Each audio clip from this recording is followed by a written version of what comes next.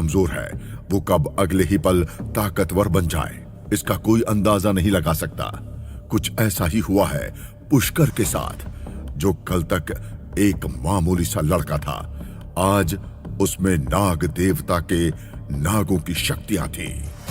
कैसे बदलेगी पुष्कर की जिंदगी जब उसे एहसास होगा अपनी ही दिव्य शक्तियों की ताकत का।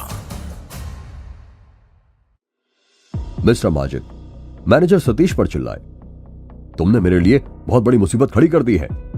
काउंटर पर ड्यूटी पर मौजूद हरीश और पुष्कर पर हमला करने वाले पुरुष वेटरों के हाव भाव अचानक बदल गए थे। वे जानते थे कि इस मामले की जांच जरूर होगी और उनके लिए सबसे हल्की सजा यह होगी कि उन्हें अपनी नौकरी से हाथ धोना पड़ेगा।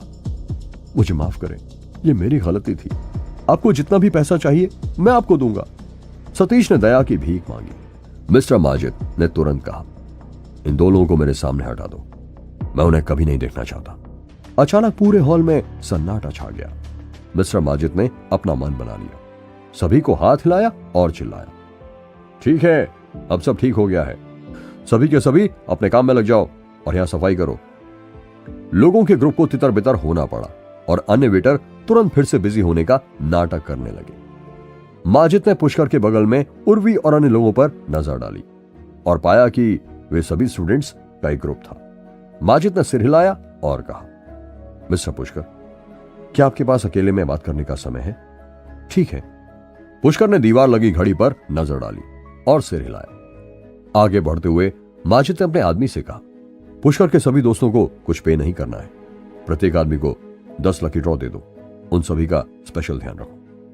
उस आदमी को तुरंत समझ आ गया। उसने जवाब दिया, जी मिस्टर माजिद। जब पुष्कर और माजिद ऑफिस में चले गए तो उर्वी और उसके दोस्त उन्हें ही जाते हुए एकटक देख रहे थे। उर्वी पुष्कर को जाते हुए देख रही थी। इस पल उसे ऐसा लग रहा था जैसे वो कुछ खो रही है। पुष्कर ने चाय पी और शांति से कहा, आप मुझसे सिर्फ माफी मांगने के लिए यहां नहीं मिले हैं।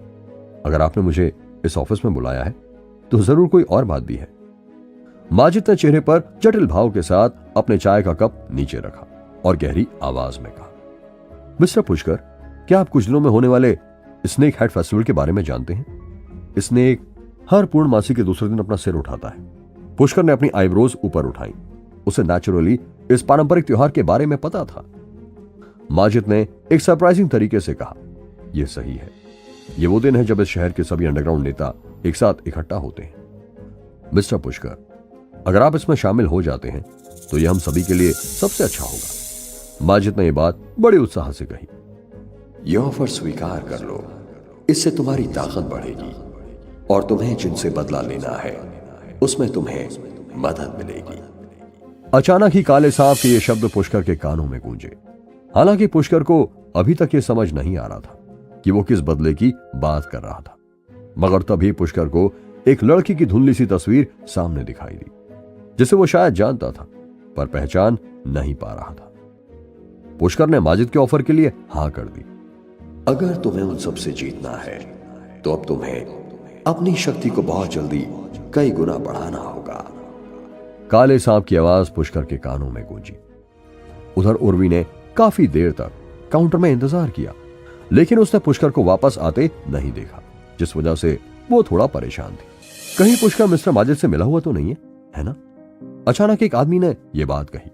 हाँ, वह कुछ गैंगस्टरों से मिला भी था और मैंने देखा था कि कुछ गैंगस्टर्स उसे कॉलेज में मिलने भी आए थे।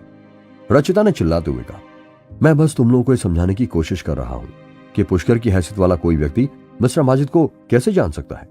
वे सभी उस प्लैटिनम कार्ड के लिए ऐसा करते हैं, चाहे वे बिल्ली हो या कुत्ता, उन्हें सब कुछ मिल सकता है, क्योंकि माजिद का आज का व्यवहार ऐसा ही था। लेकिन पुष्कर को वो कार्ड कैसे मिला?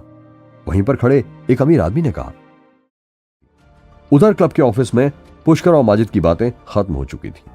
माजिद ने अब पुष्कर को नहीं रोका, वो उसे बाहर तक छोड़ने आया और फिर उसके लिए कार का इंतजाम भी कर दिया। अगले दिन पुष्कर भी समय पर कॉलेज गया।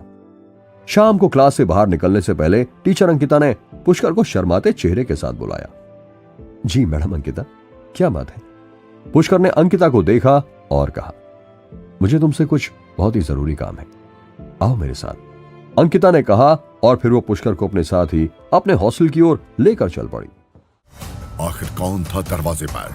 कहीं ये किसी नई मुसीबत की दस्तक तो नहीं। आखिर क्यों इनवाइट किया गया था पुष्कर को स्नेक हेड फेस्टिवल में?